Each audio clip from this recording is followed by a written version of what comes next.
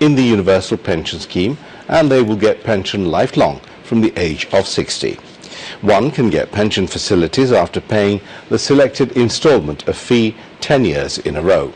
The Finance Division says the monthly fee of Pragati and Chudokha schemes were finalized at 1,000 to 10,000 taka. The monthly fee of Prawashi scheme is 5,000 to 10,000 taka. They can pay the monthly fee using US dollars, euro, Kuwaiti dinar, Saudi riyal or other foreign money. The monthly fee of the Shamta scheme is 500 taka, in which the government will pay the same amount of money.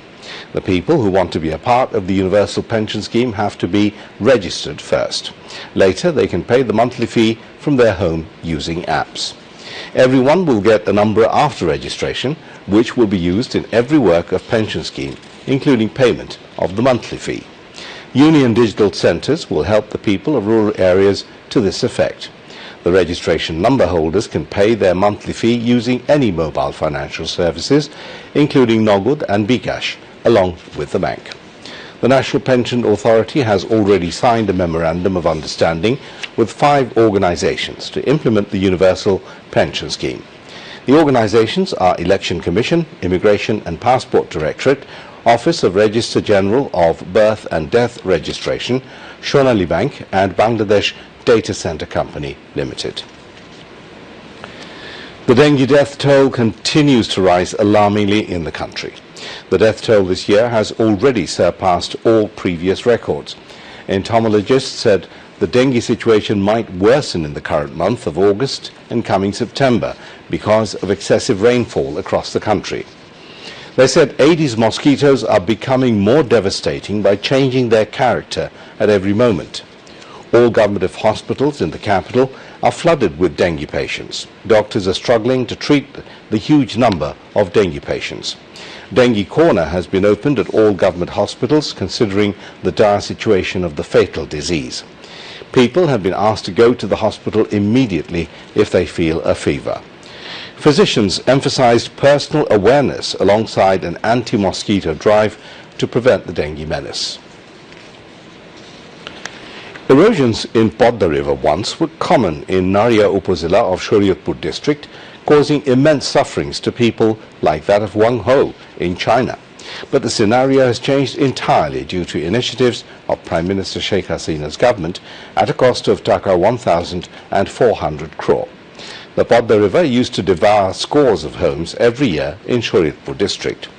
Following the reality, Prime Minister Sheikh Hasina came forward in 2018 and took a project to stop erosions. The project ended in 2020, stopping river erosion, and it has been possible due to continuity of the government led by Sheikh Hasina. Naria has now turned into a tourist spot, and the bank was named as Joy Bangla Avenue. The biopic on Father of the Nation, Bangabandhu Sheikh Mujibur Rahman, titled Mujib, The Making of a Nation, is going to be released soon. Editing and dubbing of the film have already been completed. Information and Broadcasting Minister Dr. Hassan Mahmood will brief journalists on the biopic at the Hotel Intercontinental in Dhaka at 4 p.m. tomorrow. The biopic on Bangabandhu was directed by noted Indian filmmaker Shyam Benegal.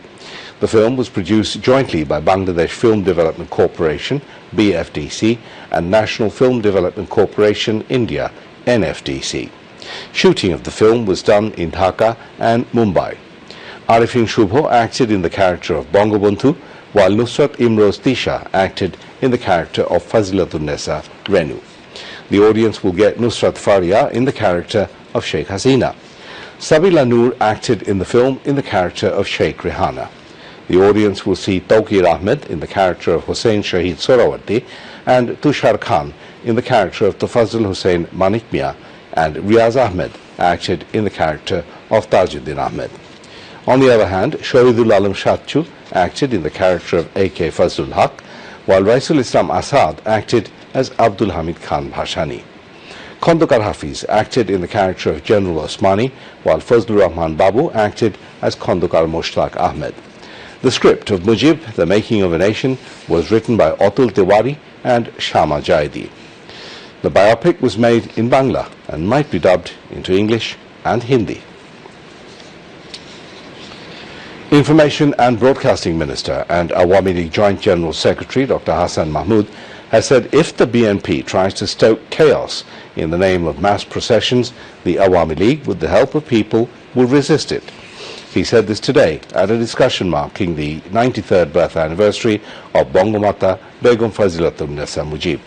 Bangabandhu Sanskritik Jot organized it at the National Press Club.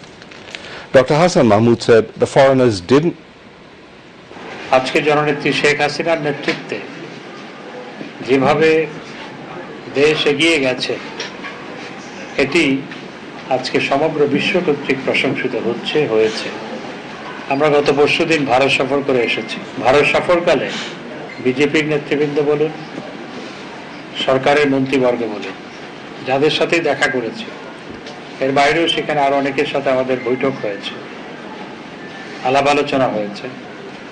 যাদের সাথে আলাপ করেছি না কেন, তারা জননেত্রী শেখ হাসিনার নেতৃত্বে আজকে যে দেশের অগ্রগতি সেটির ভূয়সী প্রশংসা করেছে এবং তারা আশাবাদ ব্যক্ত করেছেন যে ভবিষ্যতেও যেন এই অগ্রযাত্রা অব্যাহত থাকে এবং বাংলাদেশের রাজনৈতিক স্থিতিশীলতা যেন বজায় থাকে। কিন্তু এই স্থিতিশীলতা নষ্ট করার জন্য বিএনপি তার মিত্ররা আজকে উঠে পড়ে লেগেছে। আজকে নাকি গণমিছিল করছে। গণমিছিল থেকে যদি মানুষের উপর হামলা হয়, গণমিছিল থেকে যদি আইন শৃঙ্খলা বাহিনীর উপর যদি হামলা হয়, গণমিছিল থেকে যদি মানুষের সহায় সম্পত্তি নষ্ট করা হয়, আমরা ছেড়ে দিব না। আমরা জনগণকে নিয়ে প্রতিরোধ গড়ে তুলব। Dr. Hassan Mahmood said the foreigners didn't respond to the demand of a caretaker government despite repeated appeals from the BNP. BNP গত কয়েক বছর ধরে বিদেশিদের কাছে বারবার গিয়ে অনেক অনুনয় বিনয় করেছে এবং শেষমেশ দেখতে পেল তাদের তত্ত্বাবধায়ক সরকারের প্রতি বিদেশিরা কোনো সমর্থন জানালো না। এখন তারা ভিন্ন সুরে কথা বলা শুরু করেছে যে ভারত কি বললো তাতে কিছু আসে যায় না, যুক্তরাষ্ট্র কি বললো তাতেও কিছু আসে যায় না, কারণ যুক্তরাষ্ট্রের আন্ডার সেক্রেটারি উজরা জায়া প্রথমে ভারতে গিয়েছিলেন, তারপর এখানে এসেছিলেন এবং বিএনপি আশা করেছিল যে উজরা জায়া তাদের যে অনুযোগ, তাদের যে অনুনয় বিনয়, তাদের যে দাবি, সেগুলোর ব্যাপারে কিছু একটা বলবেন। কিছুই বলেনি। ইউরোপিয়ান ইউনিয়নের প্রতিনিধি দল এসেছিল, তারাও কিছু বলেনি।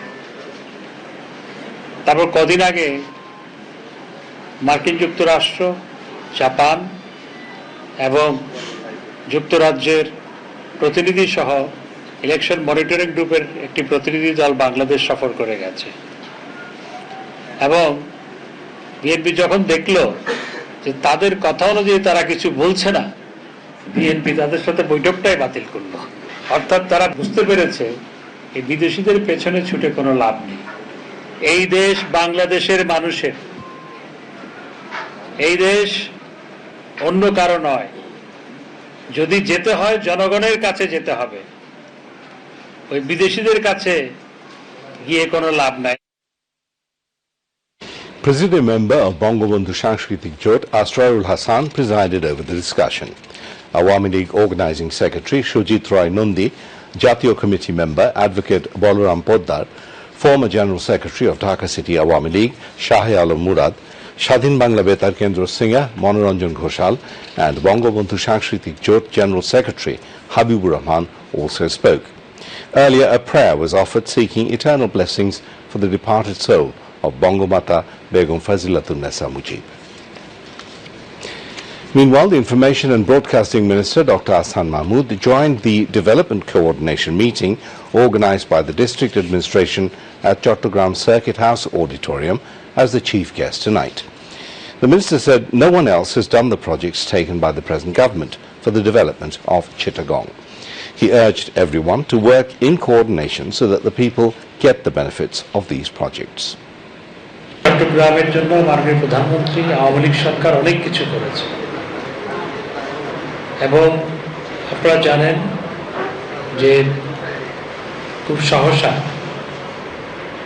বঙ্গবন্ধু টানেল উদ্বোধন হতে যাচ্ছে, যেটি নদীর তলদেশ দিয়ে দক্ষিণ এশিয়ার প্রথম সড়ক টানেল, এবং একই সাথে চট্টগ্রামে মেট্রো রেল স্থাপন করার জন্য ফিজিবিলিটি স্টাডির কাজ শুরু হয়েছে। মাননীয় প্রধানমন্ত্রী সেই ঘোষণা দিয়েছেন, এবং বঙ্গবন্ধু শিল্পনগর একটি নূতন নগর নির্মাণ করা হচ্ছে, যেখানে 10 লক্ষ মানুষের কর্মসংস্থান হবে ভবিষ্যতে।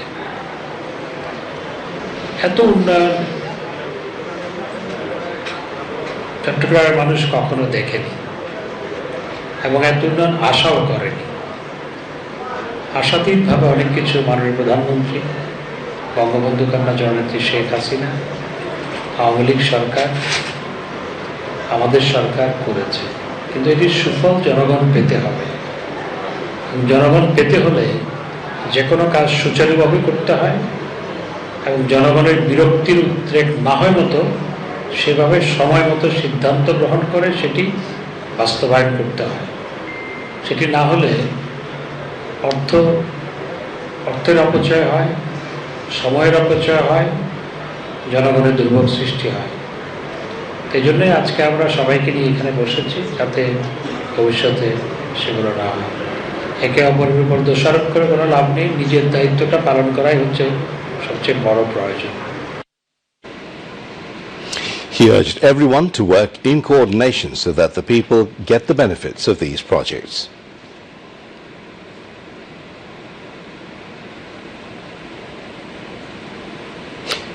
Deputy Minister for Education Mohibul Hassan Chaudhry, lawmaker Noman Al-Ahmood, Chattogram City Awami League General Secretary AJM Nasiruddin, Chattogram Divisional Commissioner, Deputy Commissioner, senior officials of the administration and representatives of various government agencies were present at the meeting.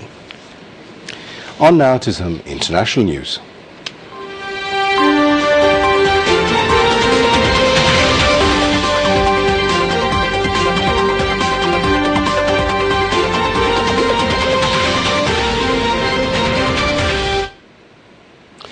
The death toll from the Hawaii wildfires has risen to 55 and 1,000 people are estimated missing on the island of Maui. Governor Josh Green calls the wildfires there the largest natural disaster in Hawaii state history. He said 80% of tourist town Lahaina on the island's west coast is gone and about 1,700 buildings destroyed. Tourists were forced to jump into the sea and tread water for hours after fast-moving flames caught many off guard. Maui's wildfires began on Tuesday and spread quickly, fueled by winds from passing Hurricane Dora. None of the 3 main large fires have been put out yet, although the Lahaina fire is 80% contained. More than 14,000 tourists have been evacuated and 11,000 people are still without power on the island. Joe Biden has issued a major disaster declaration which releases funds for recovery. The bodies of 23 Rohingyas who were fleeing Myanmar's Rakhine state have been recovered after their boat sank, while 30 others are still missing. 8 people are reported to have survived the mishap. The survivors said they were trying to reach Malaysia when their boat carrying more than 50 passengers floundered and was abandoned by its crew on Sunday. Every year, thousands of Rohingyas attempt the perilous sea journey to Malaysia or Indonesia. They are escaping persecution in Myanmar. Those who died this week include 13 women, 10 men, all Rohingya Muslims, a rescue team told BBC Burmese. The Muslim Rohingyas are an ethnic minority in predominantly Buddhist Myanmar. Many of them fled to Bangladesh in 2017 to escape a campaign of genocide launched by the Burmese military. Those remaining in Myanmar too have been trying to flee since the military coup in 2021. Russian shelling in the Kharkiv region has intensified as Russian forces try to reclaim territory, prompting Ukrainian officials to order mandatory evacuations in and around the northeastern city of Kupiansk. Shelling in the Kharkiv region and in Zaporizhia killed 2 people and injured several on Thursday, according to officials. One person was killed and 16 others injured when a hotel in Zaporizhia was hit by Russian missiles, Ukrainian officials said. Meanwhile, the Ukrainian Navy has announced temporary corridors for civilian shipping in the Black Sea following the suspension of the grain initiative. US President Joe Biden is asking Congress for more than $20 billion for Ukraine assistance, setting up a potential battle with some lawmakers who voice skepticism about providing Ukraine with more money. At least 23 Syrian soldiers have been killed in an attack blamed on Islamic State, IS militants in eastern Syria. The jihadists surrounded a military bus in eastern Deir al-Zor province before opening fire, the UK-based Syrian Observatory for Human Rights said. More than 10 other soldiers were injured and dozens are said to be missing.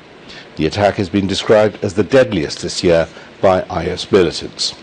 The Syrian Observatory for Human Rights, SOHR, a UK-based monitoring group that relies on a wide network of sources on the ground in Syria, said the death toll was likely to rise. Earlier this week, 10 Syrian soldiers and pro-government work fighters were killed in an IS attack in the former jihadist stronghold of Raqqa province, the source said. IS members have increased their attacks in Syria's north and northeast in recent weeks. At least 20 people were killed and others sustained gunshot wounds on Thursday after armed men attacked two villages in the north-central state of Plateau, where violence between cattle herders and farmers is common, police said. Plateau police spokesperson Alfredo Alabo said the attacks took place in the early hours of Thursday when unidentified gunmen stormed Tagwam Lawuru village.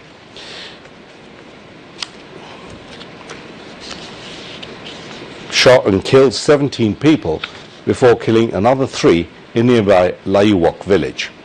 As a result of the attacks, several other people sustained varying degrees of gunshot injuries, said Alabo in a statement, urging calm and promising to arrest and persecute prompt perpetrators. The violence is often painted as ethno-religious, chiefly Muslim Fulani herders clashing with mainly Christian farmers. But many experts and politicians say climate change and expanding agriculture are creating competition for land that is pushing the farmers and herders into conflict, regardless of faith or ethnicity. Russia launched its first mission to the surface of the moon in nearly half a century, in a bid to be the first country to land on the lunar South Pole. Moscow's Lunar 25 mission lifted off on schedule from the Vostochny Cosmodrome in the Russian Far East. Roscosmos said the module would operate for 1 year and take and analyze soil samples and conduct long-term scientific research on lunar surface material and the atmosphere. The moon's South Pole is believed to hold deposits of water. The Russian mission is racing against India, which sent up its own lander last month that is already orbiting the moon. Russia's space chief told Interfax the lander is expected to touch down on the 21st of August. India's Chandrayaan-3 spacecraft was due to reach the surface on 23rd August. State Minister for Disaster Management and Relief, Dr. Mohammad Inamur Rahman, has said dredging of Matamuhuri River in Chokoria of Cox's Bazar and sustainable dams will be built on both sides. He said this after visiting various flood-affected areas, including Chokoria and Pekua in Cox's Bazar, and distributing relief materials among the affected families today. Chairman of the Parliamentary Standing Committee on the Ministry of Disaster Management and Relief, Tajul Islam, Members of Parliament Zafar Alam and Ashiqullah Rafiq, Director General of the Disaster Management Department Mohammad Mizanur Rahman, Additional Secretary of the Disaster Management and Relief Ministry K.M. Abdul Wadud, and Deputy Commissioner Mohammad Shaheen Imran were present during the visit.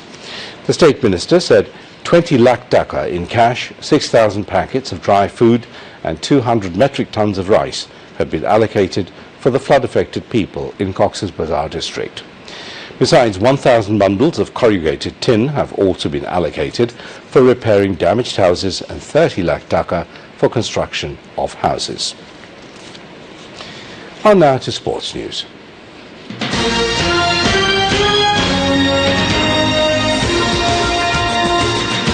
Bangladesh all-rounder Shakib Al-Hasan has been selected as the new one-day international captain for the upcoming Asia Cup and World Cup. Bangladesh Cricket Board President Najmul Hasan confirmed this to the media Friday afternoon. Shakib, Liton Dash and Mehdi Hasan Miraz were the fourth runners for the hot seat after Tamim Iqbal stepped down from the role due to injury concerns last week. Shakib earlier led the ODI team from 2009 till 2011, winning 22 matches out of 47 and in selected games in 2015 and 2017. His overall record of 23 victories as ODI captain is right behind Mashraf ibn Murtaza and Habibul Bashar. Shakib is already T20 and Test captain of Bangladesh, and the reason behind Shakib's return as ODI skipper is believed to be his rich captaincy experience.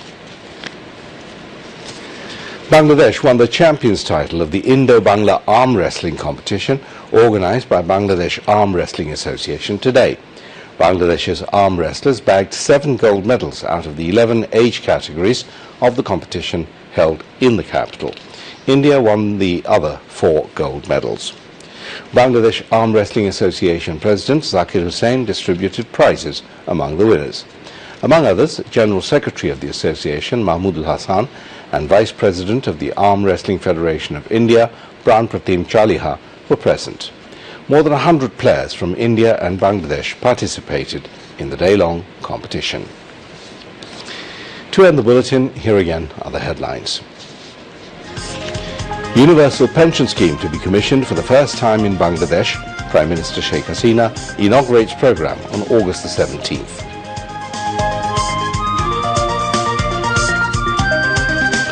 Breeding of Aedes mosquitoes increasing due to intermittent rain. Specialists warn of further deterioration of dengue situation in the next few days.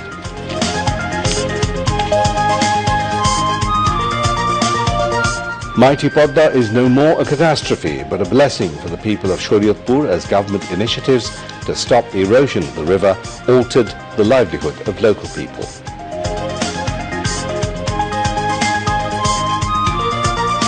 People and the Awami League will show no leniency but resist if BNP tries to create indiscipline in guise of mass procession, warns Information and Broadcasting Minister Dr. Hassan Mahmood.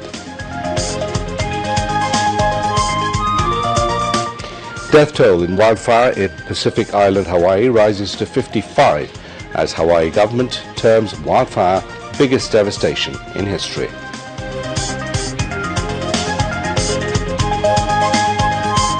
And Shakib Al-Hasan named captain of Bangladesh cricket team for Asia Cup and the World Cup. That's all from the newsroom for now. Thank you for being with us. If you can, please do join us for our next bulletin, which is at 11:30 in Bangla.